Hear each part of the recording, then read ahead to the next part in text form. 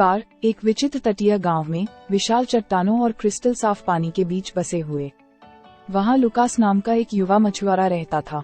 Lucas ने हमेशा अपने छोटे से गांव के किनारे से परे रोमांच का सपना देखा था और वह समुद्र के विशाल विस्तार का पता लगाने के लिए लालायित था। उसे नहीं पता था कि उसका जीवन एक करामाती मोड़ लेने वाला था जब वह एक जादुई नाव से टकरा गया। एक धूमिल सुबह जब लुकास तट पर अपने मछली पकड़ने के जाल की मरम्मत कर रहा था, उसने देखा कि धुंध से एक अजीबोगरीब वस्तु निकल रही है। जैसे ही कोहरा छिटा, लुकास की आंखें विस्मय से फैल गईं। उसके सामने एक नाव खड़ी थी जैसे कोई और नहीं। ये जटिल नक्काशियों से सुशोभित था, एक ईथर रोशनी से जगमगा रहा था और ऐसा लग रहा था कि इसमें एक जादुई आभा है। लुकास को अपनी किस्मत पर विश्वास नहीं हो रहा था। उत्तेजना से उसका दिल तेज हो गया। वह बोर्ड पर चढ़ गया, न जाने क्या उम्मीद कर रहा था। जैसे ही लुकास ने नाव पर पैर रखा, वह थोड़ा कांपने लगी और उसकी सतह पर नक्काशी झिलमिलाने लगी। अचानक एक नर्म आवाज हवा के माध्यम से फुसफुसाती है, welcome Lucas, boat of wonders में। मैं सेराफिना हूँ, इस पोत की संरक्षक भावना। आपको इसके कप्तान के रूप में चुना गया है। असाधारण रोमांच के लिए किस्मत में है। लुकास विस्मय में हौंफने लगा। शायद ही अपने कानों पर विश्वास कर पा रहा था। उसने जादुई नावों की कहानियां सुनी थी, लेकिन खुद किसी से मिलने की कल्पना भी नहीं की थी। इस अविश्वसनीय अवसर को अपनाने के लिए दृढ़ संकल्पित लुकास ने उत्सुकता से सेराफिना से नाव की शक्तियों के बारे में पूछा। सेराफिना ने समझाया, द बोट ऑफ वंडर्स में ज्ञात और अज्ञात दोनों के दायरे को पार करने की क्षमता है। ये तूफानी समुद्रों के माध्यम से सुरक्षित रूप से नौकायन कर सकता है और छिपे हुए मार्गों के माध्यम से दूर देशों में नेविगेट कर सकता है। इस नाव के साथ आपके पास प्राचीन खजाने को उजागर करने, पौराणिक प्राणियों का सामना करने और भूली हुई सभ्यताओं के रहस्यों को खोलने का मौका होगा। लुकास के भीतर उत्साह भर गया। उसे उद्देश्य की एक नई भावना से भर दिया।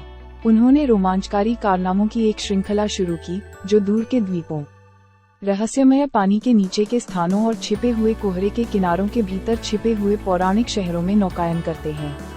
नाव उसकी विश्वासयोग्य साथी बन गई, जो खतरनाक जल में उसका मार्गदर्शन करती थी और आगे आने वाली किसी भी विपत्ति से उसकी रक्षा करती थी।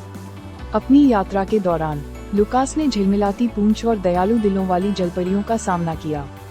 उसने बुद्धिमान जादूगरों से दोस्ती की, जिन्होंने उसे प्राचीन मंत्र सिखाए, जिससे वह नाव के जादू का दोहन कर सके।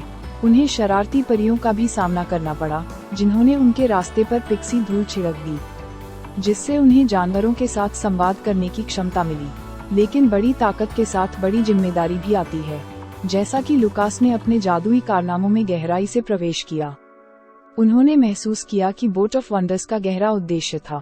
ये रोमांच के लिए सिर्फ एक जहाज नहीं था, ये भलाई के लिए एक शक्ति थी। दुनिया में सद्भाव और उपचार लाने का एक साधन थी। लुकास संतुलन बहाल करने और मुगध भूमि के घावों को ठीक करने के लिए एक मिशन पर रवाना हुआ। उसने नाव के जादू का उपयोग सूखे से त्रस्त भूमि में बारिश लाने के लिए किया, सामंती जादुई प्राणियों के बीच टूटी हुई दोस्ती को ठीक किया और लंबे समय से खोई हुई कलाकृतियों को उनके सही मालिकों तक पहुंचाया। लुकास के कारनामों की चर्चा दूर दूर तक फैल गई और लोग उसे एक महान नायक के रूप में देखने लगे, जिसकी चर्चा अलाव की कहानियों में की जाती है। लेकिन लुकास विनम्र बना रहा, नाव के असली उद्देश्य को कभी नहीं भूला। उनका मानना था कि जादू केवल भव्य इशारों के बारे में नहीं है, बल्कि दयालुता के छोटे छोटे कार्यों में भी है, जो लोगों के जीवन में खुशी लाते हैं। साल बीतते गए और लुकास का साहसिक कार्य किंवदंतियों का विषय बन गया। उनकी यात्रा को किताबों में दर्ज किया गया और उनका नाम बहादुरी, ज्ञान और करुणा का पर्याय बन गया। आखिरकार जैसे जैसे उनके जीवन की सांझ आ रही थी, लुकास को पता चल गया था कि बोट ऑफ वंडर्स की विरासत को पारित करने का समय आ गया है। उसने सैमुअल नाम के एक युवा मछुआरे की तलाश की, जिसके पास रोमांच की समान प्यास और दया से भरा दिल था। लुकास ने अपने ज्ञान को साझा किया, सैमुअल को नाव की संरक्षकता सौंपी और उस मंत्रमुग्ध जहाज को विदाई दी जिसने उसके जीवन को हमेशा के लिए बदल दिया था।